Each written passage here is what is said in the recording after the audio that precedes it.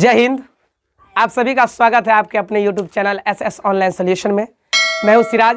आइए फिर से आप लोगों के सामने 5 मार्क का सब्जेक्टिव क्वेश्चन लेके आए हैं, जो बहुत इंपॉर्टेंट क्वेश्चन है। जो आयतन में से क्वेश्चन है, ये बराबर एग्जाम में पूछा जाता है कि त्रिज्या 4.2 सेंटीमीटर वाले धातु के एक गोले को पिघलाकर त्रिज्या 6 सेंटीमीटर वाले एक बेलन के रूप में ढाला जाता है। बेलन की ऊंचाई ज्ञात करने के लिए कहता है। मतलब ये गोला है, गोले की त्रिज्या कितनी है? इसकी त्रिज्या हो गई 4.2 सेंटीमीटर। इसको क्या करके पिघला के, इस गोले को पिघला के क्या बनाना है? इससे हमको बनाना है ये बेलन।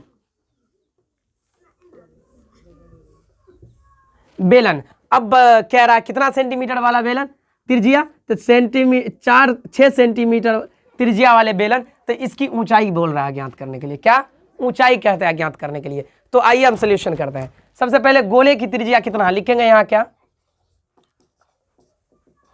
पहले गोले का त्रिज्या दे दिया तो आप लिखेंगे गोले की त्रिज्या बराबर 4.2 सेंटीमीटर। ठीक है। अब पिघलाने की बात है। जब भी एग्जाम में पिघलाने की बात कहे तो डायरेक्ट आप कोई भी सूत्र दिमाग में नहीं लाना है, डायरेक्ट आयतन वाला सूत्र लाना है दिमाग में। आयतन तो हम लिखेंगे कि गोले का आयतन बराबर क्या होता है? गोले का आयतन बराबर हो, याद होगा आप लोगों को कि 4/3 pi R cube. 4/3 pi R cube. चलिए यहाँ वैल्यू पुट कर देते हैं। 4/3 पाई का वैल्यू नहीं पुट कर रहे, पाई रहने दीजिए। ठीक है। आर का वैल्यू कितना है? त्रिज्या कितना है? 4.2। इसका क्यूब कर देते हैं हम, क्योंकि यहाँ क्या है? क्यूब है। यहाँ हम भी क्यूब कर दिए। उसके आगे चलिए, गोले को पिघलाकर त्रिज्या 6 सेंटीमीटर। त्रिज्या कितना? 6 सेंटीमीटर बेलन के स्वरूप, यानी कि यहाँ हम कहेंगे कि बेलन की त्रिज्या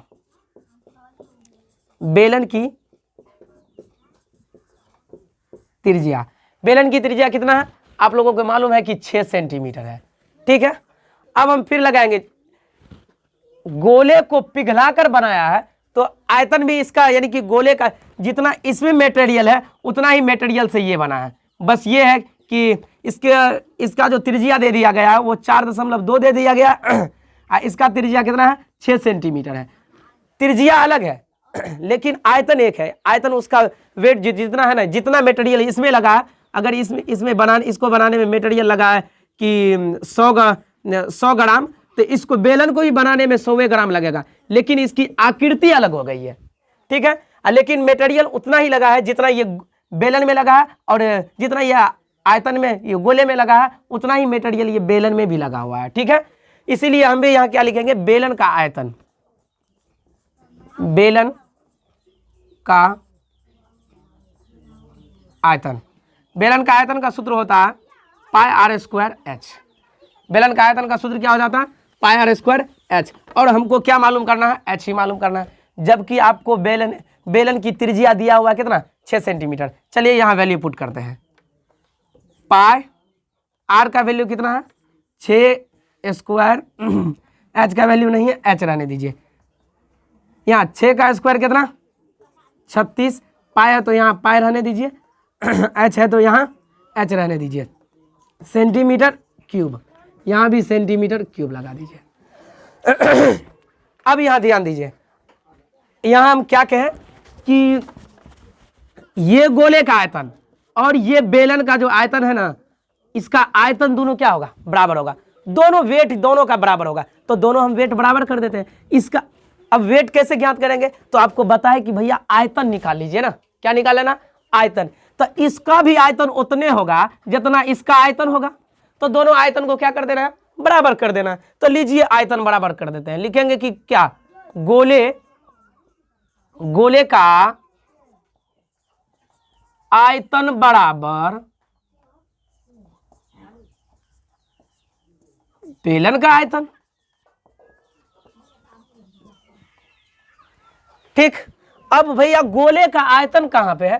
तो गोले का आयतन यहाँ देखिए, हम यहाँ तक आके रखे हुए हैं, तो लिख लीजिए 4/3 पाई 4.2 पे क्यूब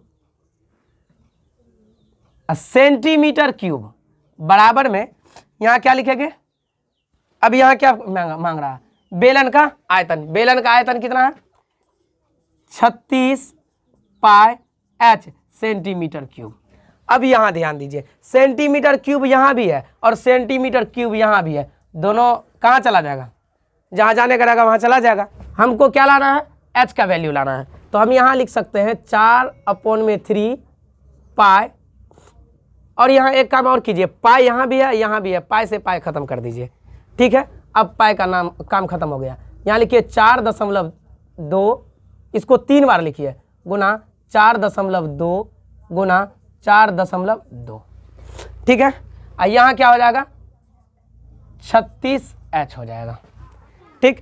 इस टर्म को आप ले आइए, आप इधर, इस टर्म को इधर ले आते हैं हम, 4/3 गुना 4.2 गुना 4.2 गुना 4.2, ठीक है।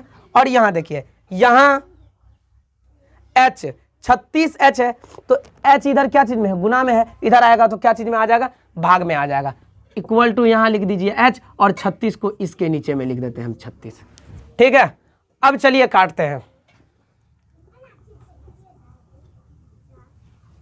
4 इकाई 4, 4 नामा 36, ठीक है। इसको काटिए, इसका दशमलव उड़ाते हैं, नीचे में लिखेंगे 10, इसका भी उड़ाइए, गुना में 10, इसका भी उड़ाइए, गुना में 10, ठीक है। अब काटते हैं, 3 से काटिए, 3 इकाई 3, 3 चौका 12, ठीक, 3 तिया 9, 14 तिया 42, 3 से ये काट दीजिए 14।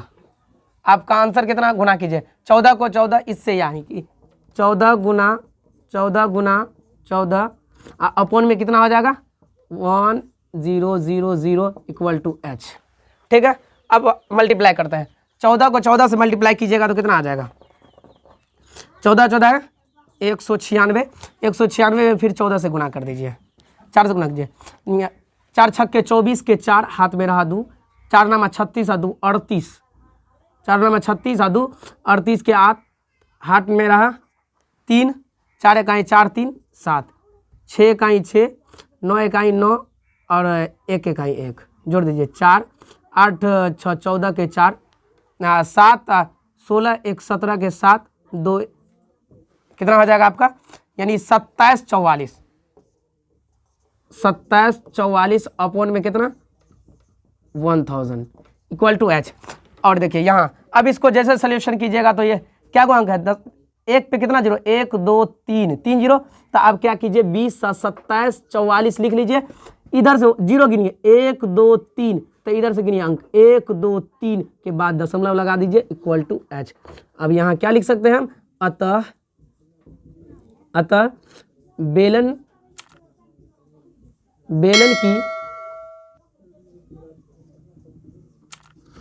ऊंचाई h इक्वल टू 2.744 सेंटीमीटर।